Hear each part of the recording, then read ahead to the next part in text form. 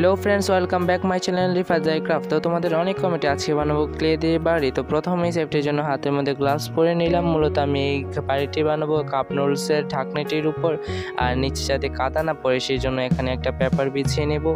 So see the process and enjoy the music.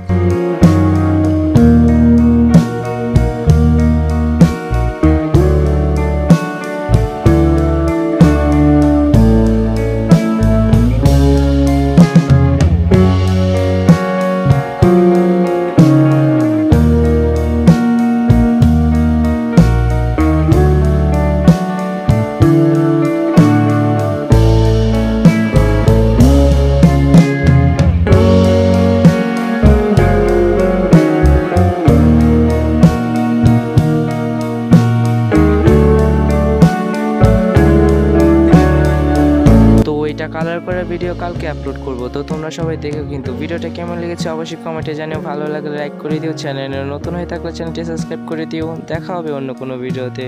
By.